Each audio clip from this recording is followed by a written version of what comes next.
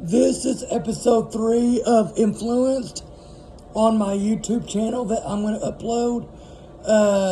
I've talked about Cross Canadian Ragweed, which is a red dirt band from Oklahoma. The second one I talked about was Graham Parsons, which is a father of country rock, which he hated that term. He more preferred cosmic American music. And this episode it's going to be a 2-part episode. I'm going to probably get the other part up a couple days, a week maybe.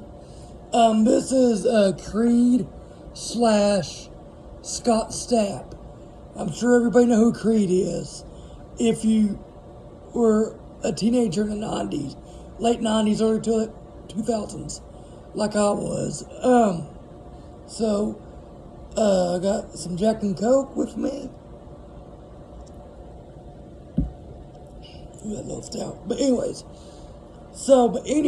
and I'm gonna start trying to do these once a week, where I do different bands. If you have any suggestions, if y'all watch this, let me know and I'll do one. I'm just gonna do different ones that have influenced me. There's still a lot of artists to be talked about. As you know, just example: Toby Keith, Alice Cooper, Aerosmith, Rolling Stones, Mark Chestnut, Wade Bowen, Randy Rogers, Tom Petty and the Heartbreakers. You know, there's so many out there. But I don't know who I'll do next. I don't know if it'd be country, red dirt, old rock, or whatever, you know. Just throw something at me and I'll try. But anyways, like I said, today we're going to talk about, or in this episode, we're going to talk about Creed. Creed, which I did not know, was actually a quintet at first, which is 5 members. I did not know that until I started researching this. Let me see if I can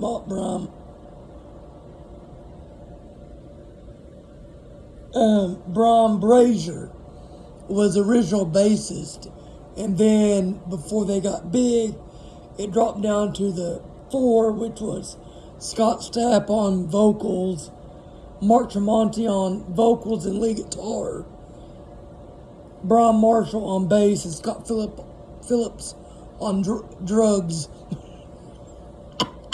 I mean drums. Sorry, drums. I'm not that drunk, hopefully. Anyways, that is stout. Anyways, they were formed like in 95, I think. They're the 9th selling best artist of the 2000s. They've had 4 albums. My Own Prison, which came out in 97. 2000 was Human Clay. Weathered was in 2001. And that's when it switched down to a 3-piece band. And then in 2009 was Full Circle. But they disbanded in 2004. The other 3 founded Ultra Bridge with Miles Kennedy from, what was that band he was in? I know he was a part of Slash. And Slash's touring band. And then he's got Slash with Miles, whatever the hell is it, Kennedy and the Conspirators. What was that other band he was in?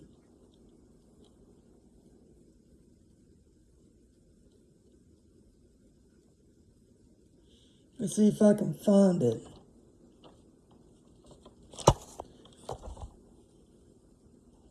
the Mayfield Four. God, I can't talk today. The Mayfield Four. But anyways, like I said, four albums, three where are really influenced by me, or that influenced me. Like I said, if you've never heard of me, my name's Eric Stone. I'm a music critic. I write songs, I write novels, I write short stories, I write comedy bits. I haven't got paid for it yet, hopefully one day. But anyways, but like I said before, Creed is the 9th best-selling artist of the 2000s. They were originally named Naked Toddler. And Mark Tremonti got the name from the newspaper that day, the daily newspaper. But after one show, they decided it wasn't that good of a name for a rock band, because it was too off-putting. And then let me look. Brian Marshall, which was a bassist, was in a band called Maddox Creed. And for some reason, Scott Stapp hung on to the Creed part, and they just changed it to Creed. Like I said, my own Prison was an independent record in '97 at first, and it was disbanded, or it sold 6,000 in Florida alone. That's where the band's from, is Tallahassee, Florida. And it was funded by a bar owner named Jeff Hansen on a small independent label. Then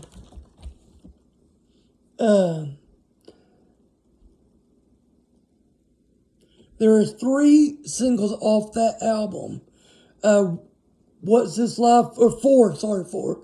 My Own Prison, What's This Life For, Torn, and One.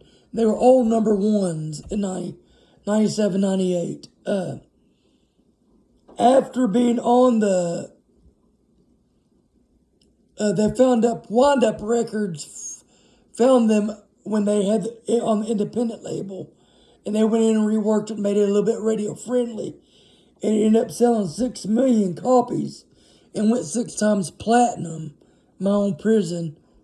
Then for the faculty soundtrack, they recorded Alice Cooper's "I'm 18," which is one of his very, very first hits in Alice Cooper's career. I'm sure everybody knows who Alice Cooper is. Then, in 1999, they recorded Human Clay. It was their second album, Higher, which was one of the, I think it's the number 1 single too. Spent 17 weeks on rock radio. It was the 95th greatest rock song, and it was the number 1, and that album sold 10 million, and that album, Human Clay, went diamond, which is, I guess, a very rarity in today's music business. Very few, I guess, albums go diamond. But there was 3 singles from that album. What If, With Arms Wide Open, which was about his son when he found out his first wife was pregnant with Jagger, and then Are You Ready? The first album was a lot of questioning faith. When I do the second part of this episode, I'll get more into that, because that's more the Scott Stapp thing. On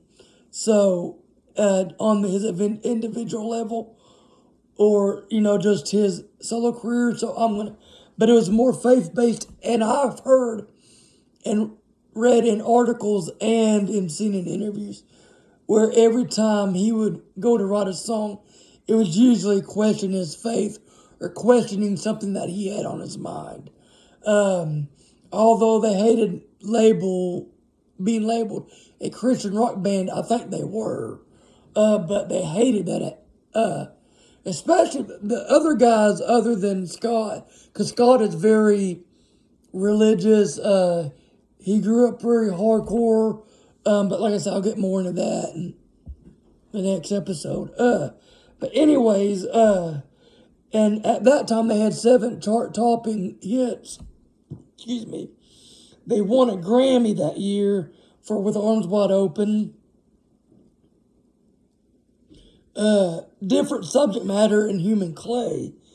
Some of the subject matters in this album was fatherhood, which I talked about in With Arms Wide Open, lucid dreaming in Higher, which is about heaven, and then sexual abuse in I can't remember what that song was, and then Hostility were some of the different things that they talked about. At this time, Brian Marshall left due to alcoholism, and not because saying that Eddie Vedder was better, or Scott Stapp was better than Eddie Vedder and Pearl Jam. I guess, which I didn't know that either, because back when I listened to Creed when I was a teenager, I didn't really research all this stuff like I do now. But I guess they were compared a lot to Pearl Jam. And I can see why, but anyways, let's go on. Then,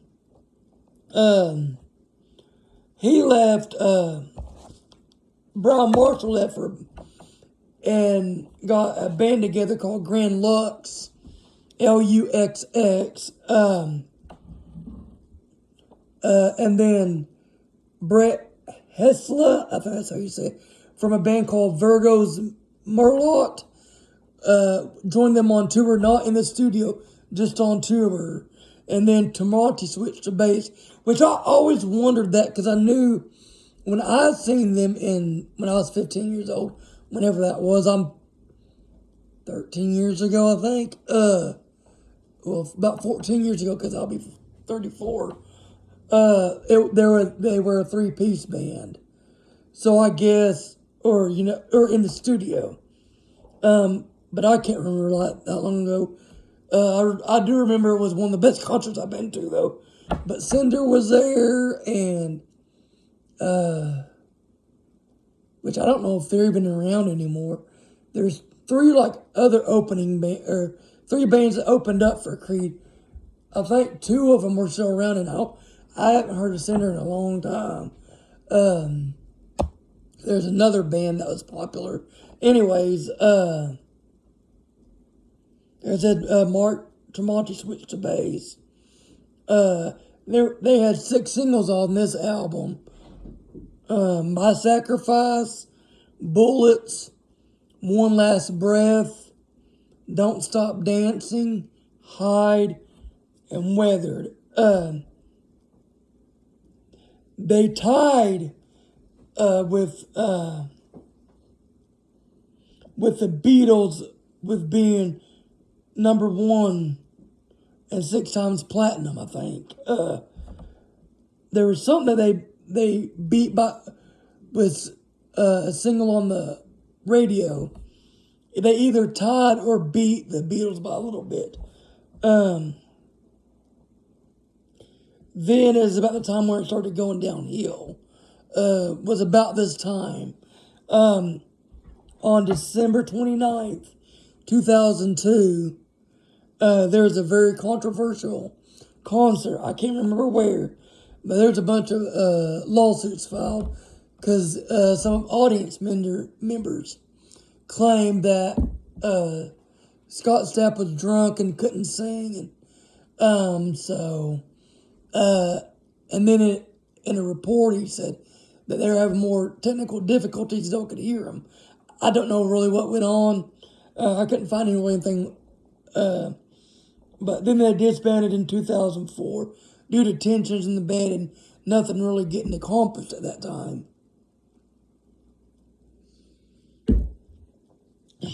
And then their Wind Up Records released the Greatest Hits in 2004, that same time.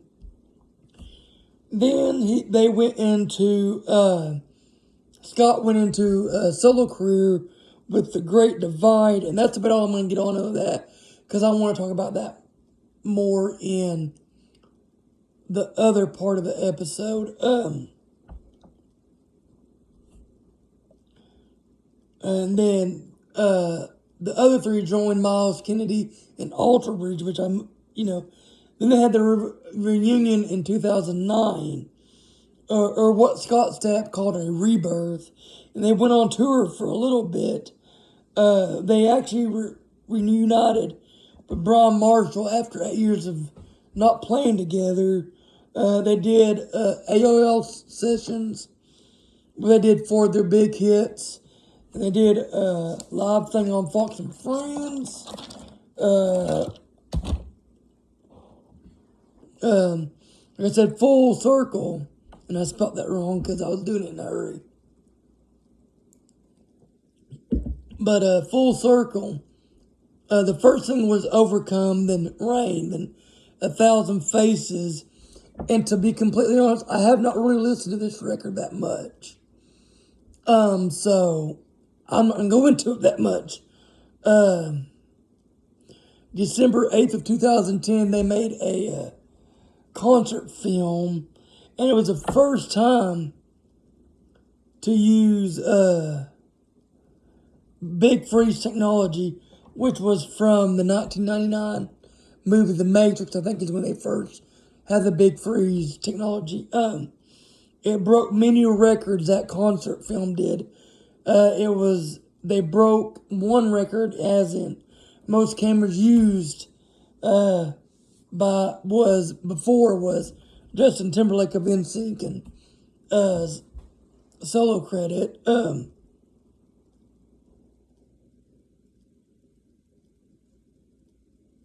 that's pretty much where Scott Stapp kind of went off the deep end.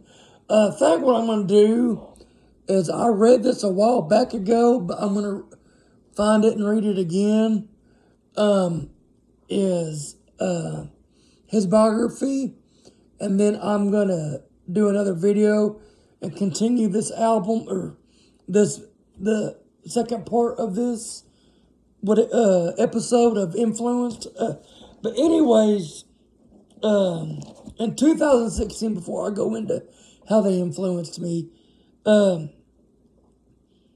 did a 3-disc retrospective album. And then nothing's really, Scott's on his solo tour or solo career right now, and I hadn't heard of anything going on in the Creed world, so who knows? There might be another tour, there might not be. But anyways, man, that whiskey's good. But this is where I yabber, or what I call yabber and jabber, just yak and whatever you want to call it. But when I was a teenager, my mother and father, all they listened to was today's country, which that would have been mid to late 90s. Is when time range is what I'm talking about. So it was, George Strait, Toby Keith, Tim McGraw, Mark Chestnut, Rick Trevino, Trace Atkins. I think Montgomery Ginger came a little bit long later. But all them country acts from the mid-90s to is what all I wrote, that and old rock. I had an uncle, which I'm sure I talked about in this other videos, that listened to classic rock. So, yeah, I kept myself shaving. But anyways, but this was about the time where my sister started listening to pop. Which was like NSYNC, Britney Spears, Christina Aguilera, Eminem, which he's, I know, a rapper, but 98 Degrees, the Backstreet Boys, all them pop, techno, whatever, boy bands or whatever. But somehow Creed was on the radio. I also listened to Avril Lavigne at that time. This was, like I said, the late 90s, early 2000s. Nickelback. Trying to think of some other ones out there. But those were the main ones. Like I said, NSYNC and all. But anyways, I do that a lot. But, and I was listening to a lot of 98. What was that radio station? I can't remember the radio station, but, and this song came on called My Own Prison, back in 97. I was like, man, this is so different. And and I've always been a music fan. My mom said when I was little that I would bounce around on my little rocking horse, watching Barney and singing it was an old rock song that was on that show for a while. What was that song?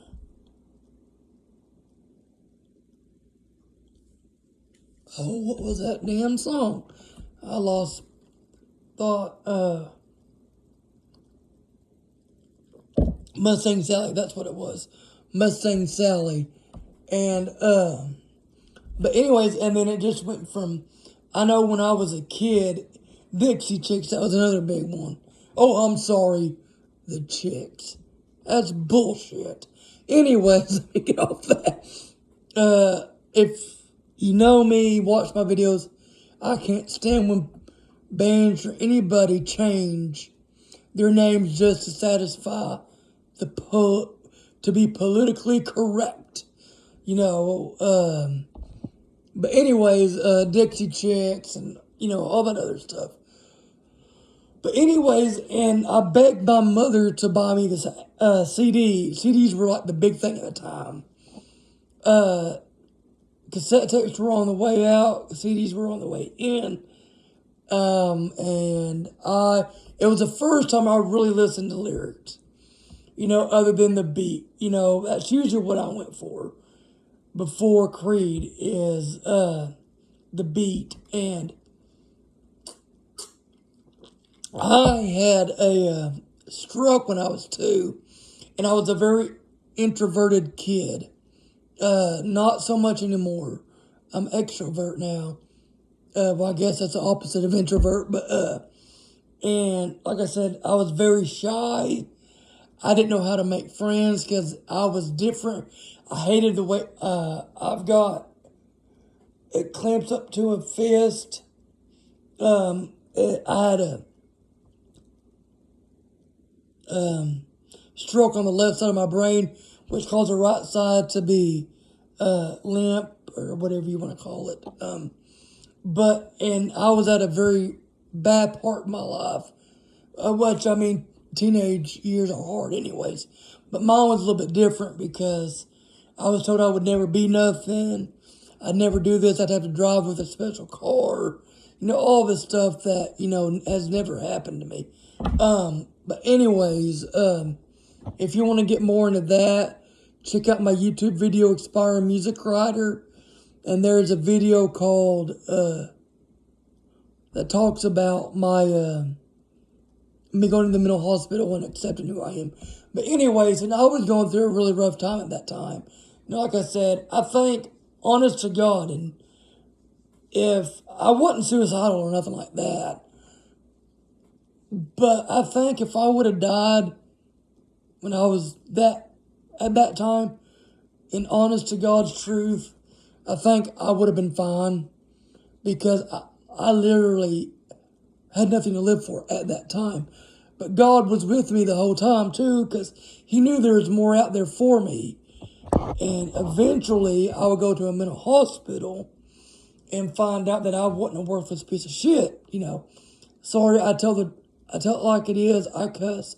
I'm a Christian, but I cuss a little bit, so bear with me. I'm not perfect, but anyways, like I said, at that time, suicide never really crossed my mind, but it was like, well, if I died in my sleep, whatever, I guess I've lived my life. But like I said, and that's when I really, really first started getting into songwriting. I was like, well, I might be able to do that, Of course, I didn't have no clue what I was talking about or doing half the time. I still don't think. But it was the very first time I remember, like 3 or 4 weeks after that record, because I would just play that My Own Prison on repeat at night over and over and over and over and over, because there was just something that I didn't realize that it just made me feel good, made me feel somewhat human.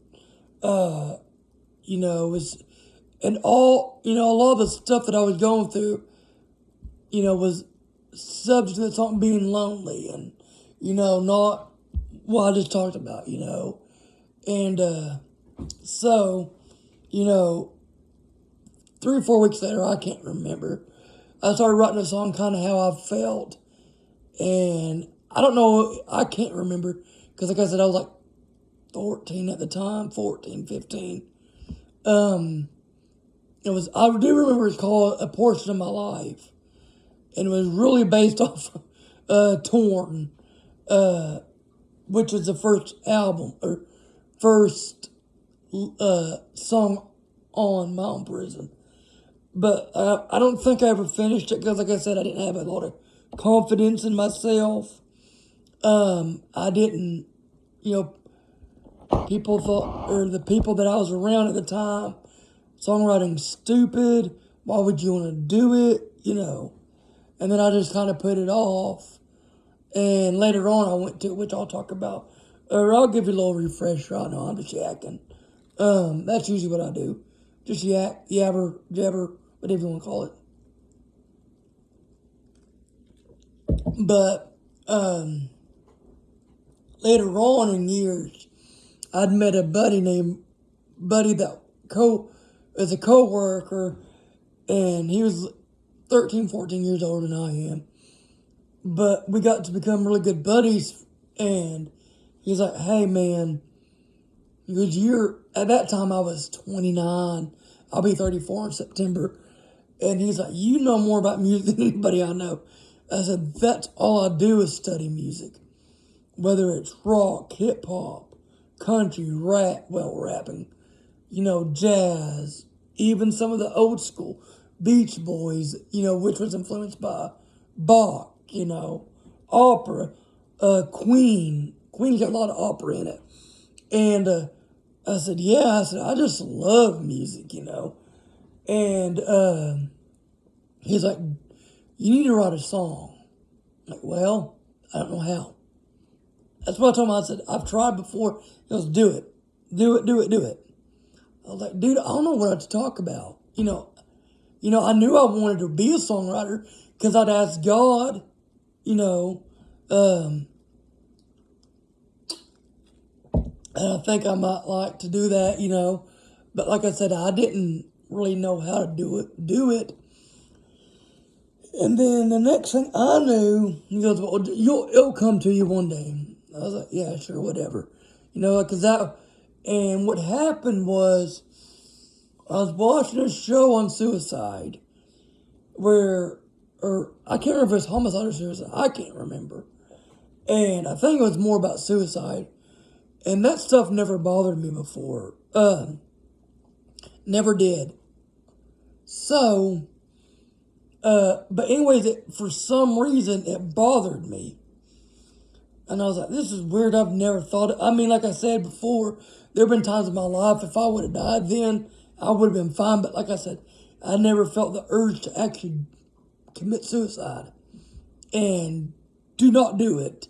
Get help, because I got help. As you can see in this video, I've gotten help. And I'm doing a lot better. But anyways, so I go to the doctor, and I was like, I'm having these thoughts and I don't know where they're coming from. So the doctor gives me Ambien, right? Bad idea.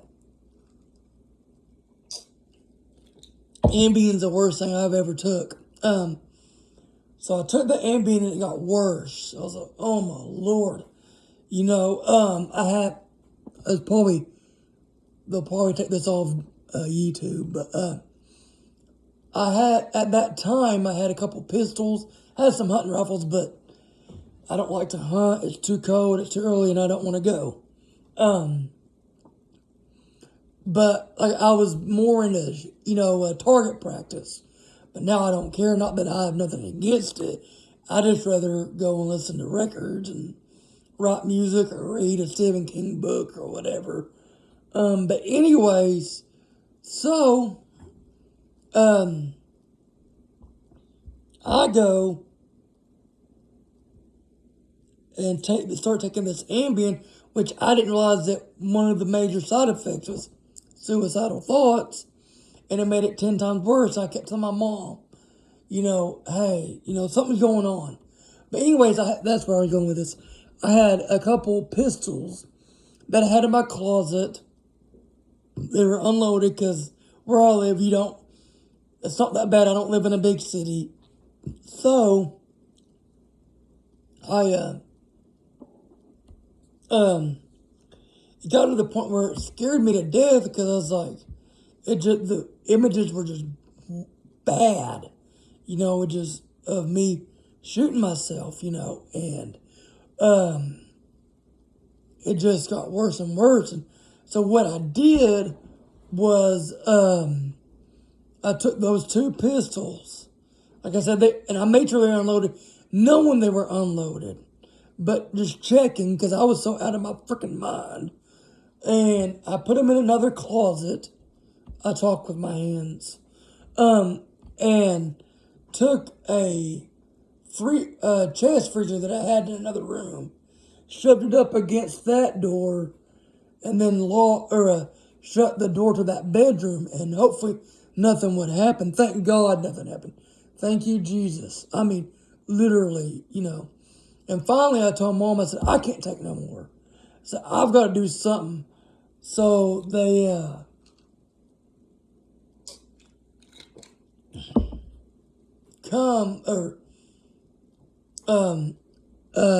I go to the emergency room, tell them what's going on. So I've been having suicidal thoughts for like 2 weeks. I said, I can't I said, that's all I think about, They said, well, there's two options. Either you can go home and just not worry about it, or you can go to a mental hospital. So we're going to the mental hospital. I said, I can't take it anymore. My brain was that's all it thought about. And it was about the time there's something on CMT with Johnny Cash and Sun Records. And I don't know if it's on CMT anymore because I don't have regular TV anymore. But and I remember watching the first episode, but I was so screwed up in my mind with the suicidal thoughts that I couldn't even watch that. I couldn't do nothing. And my mother kept telling me, no, you just, because I kept telling my mom, maybe I need to go to a mental hospital, and she's like, no, just don't worry about it, Well, it finally got to the point where I was like, I'm going to do what I want to do. And if that's what it takes, I'm going to a mental hospital. So I went to the mental hospital, and I remember because it was by ambulance. And we went to Russellville, Arkansas at St. Mary's. I don't know what floor. Like I said, I didn't know where I was half the time.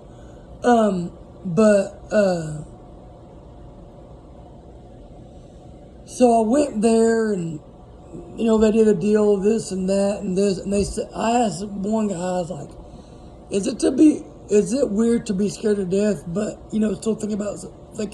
They're like, that's perfectly normal, But what happened one night is also at this time, I told my doctor that I was getting worried over nothing. I mean, literally, if there was a cloud in the sky. Oh shit, it's gonna rain. It's gonna storm. It's gonna be a tornado.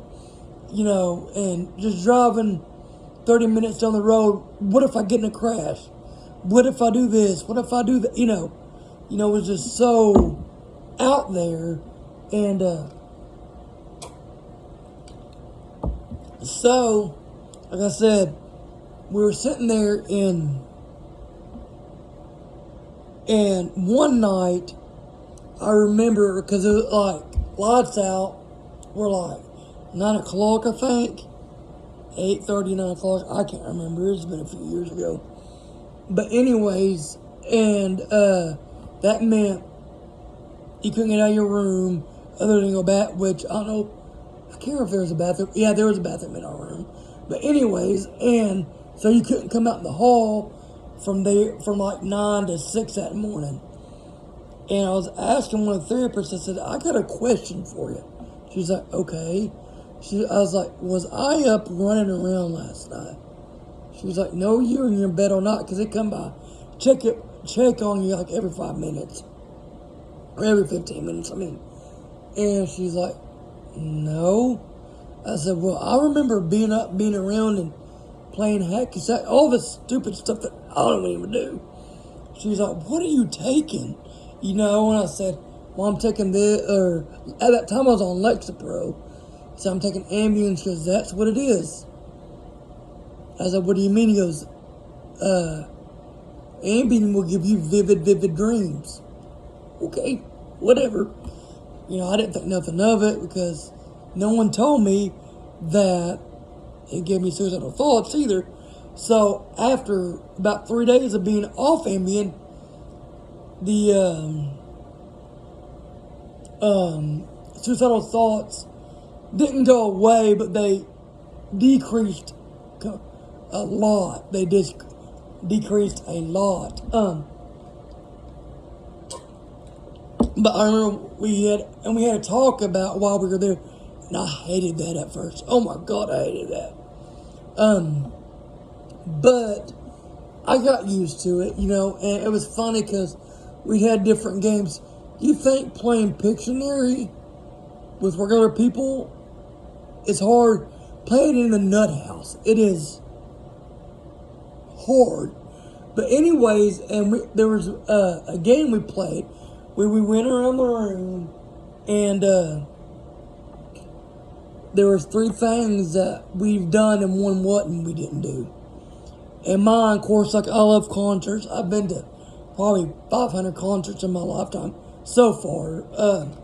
No kidding. I've seen Rolling Stones. I've seen Cross Canadian Ragweed. I've seen Merle Haggard twice. I've seen Willie Nelson 4 times. I've seen Emmylou Harris. I've seen J.B. Johnson. I've seen Aerosmith and Cheap Trick. I've seen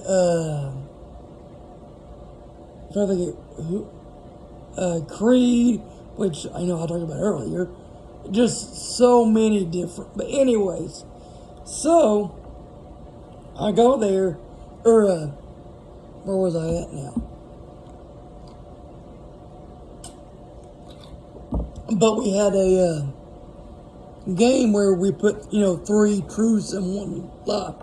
So I seen the Rolling Stones in concert, and I did 2005 at Verizon Arena in Little Rock, Arkansas.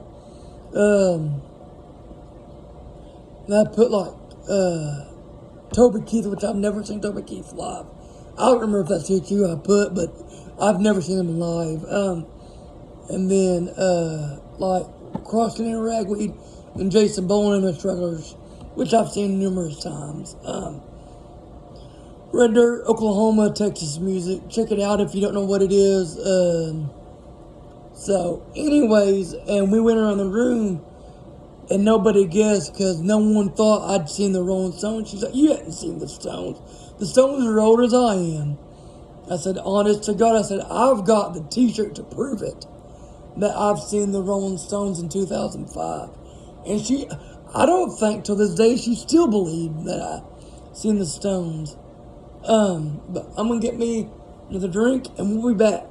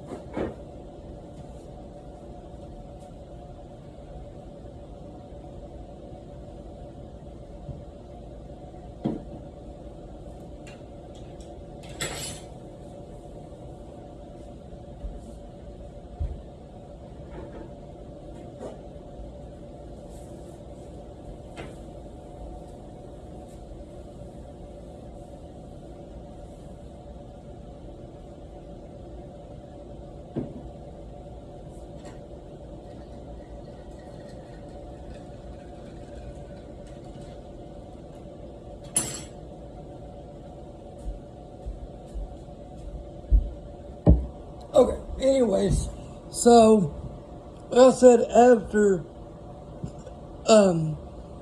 getting off the Ambien, I got a lot better. Like I said, it didn't go away completely. Well, it did for about a week because I was on the Lexapro, which no doctor told me you can't just stop taking that type of medicine cold turkey, which is antidepressants and stuff like that, you know. And so I went back to my house, you know, after about 5 or 6 days in the mental hospital, and about a week later, like I said, first week and a half, 2 weeks was really good. I wasn't thinking about suicide, you know, everything kind of got back to normal, and then,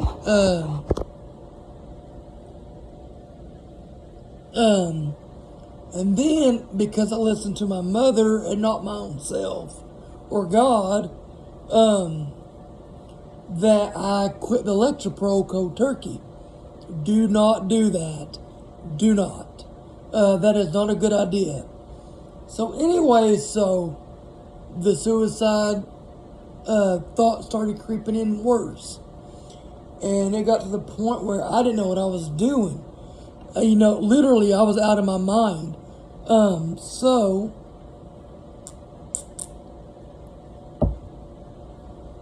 But during this time, my buddy asked me, he's like, did you write a song? I said, no, I couldn't think of nothing to write.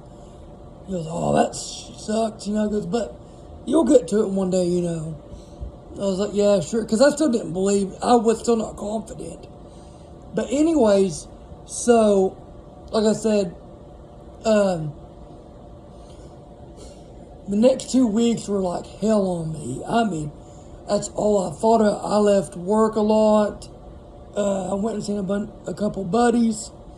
You know, like, what is going on with me? You know, I've never felt this way before. And, you know, it was bad. It was worse than the first time. I was like, something's going on here. And I remember the day, because Mom let me off work. I work for my family. And, and she's like, you gotta figure this out. She goes, I don't know what's up with you. I said, I don't know either. You know, because she had me convinced there's nothing wrong, when clearly I was withdrawn from Lexapro. Like I said, that's, I think, another side effect of getting off of Lexapro is, and I remember one day, it was after work, I was at Walmart getting groceries, and I didn't know what I was doing. Because the only thing I could think about was suicide, killing myself. And I was like, I can't go on. I said, I'm not going to do what anybody says anymore, or not anymore, and just do what I need to do.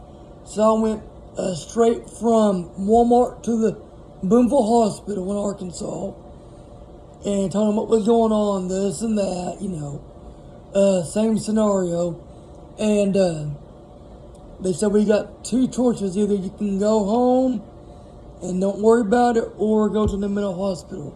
So send me to a mental hospital, but we don't know if we'll get one or not. I said, well, I'm going to stay here until I get somewhere. I said, I was so afraid of something happening to me if I went back home.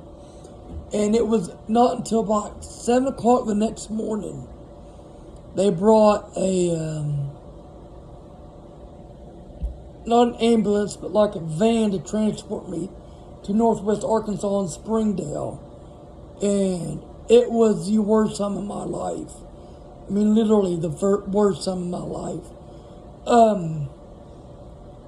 That was when the withdrawals were the worst.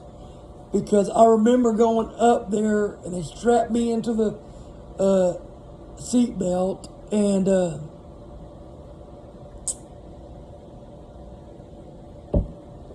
so I wasn't even thinking clearly at that time. You know, because that's all I was thinking about was suicide, and you know, just not good stuff, And then, it just, but like I said, it got better, which, I mean, obviously, I'm still here. Thank you, Jesus. I mean, yes, I'm sure I'll get some people that'll, well, he's drinking. He's a hypocrite. No, I'm just not a perfect Christian. Yes, I do drink. That's all I do. I don't smoke. I don't do anything else except for write songs, novels, short stories, and I drink a little bit. But anyway, so we got there, and like I said, it was hell for about 3 or 4 days. It was hell on me.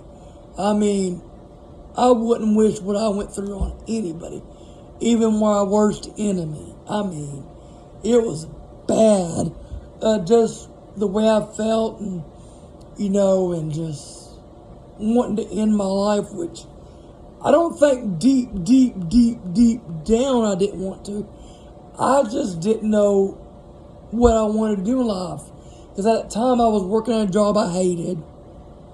I was listening to what everybody else was saying, not listening to my own heart or Jesus. I was trying to find myself because I didn't know what I wanted to do. I didn't know what my gift was. I didn't know any of that, and I think about the third or fourth day, I called up this buddy, and I said, he goes, "What, you wrote a song yet?" I said, "Dude, I'm in no mood to write a song right now. I can't do nothing." I said, "That's the only thing on my mind is suicide." He goes, "Write what you've been going through the last month and a half." "What are you talking about?" He goes, "Just do it." Okay. So I get off the phone with him, and I went to the communal room, and it was funny because the only thing they because you had to agree on whatever you watched, which I didn't care. What was on the TV was the last of my mind. I could care rat's ass what they told what was on the TV, but the bad part, it was wrestling and pop country, and got to the point I hate pop country, most of it, anyways. And I started to like it. I was like, yeah, there's something wrong because I'm starting to like pop country. But anyways, so I went into the communal area, and there was a big desk or a big table, and they gave us journals to write in, this and that, I started writing prayer journals, That's good. But anyways, and so I went in and just started writing what I felt about. At the same time, though, we were in group therapy, or that same week I was in group therapy, and there was a girl, and for some reason, the story of why she was on drugs really, got to me. What's the word I'm looking for? It just influenced me to where these two totally different souls meet, and which I don't know where this girl's at now. I don't know if I'll ever see her again. That's all up in God's plan. But like I said, I took what I'd been going through the last month and a half, and her story, and kind of not fabricated, but fictionalized, which I guess is about the same thing, but what she was going through, and made it into a love song about these two beautiful souls where everything's horrific and tragic on the outside, but deep down, two decent people meet and they have a baby and, fall in love. I wish the best for this girl. Honest to God, I can't even remember what her name was.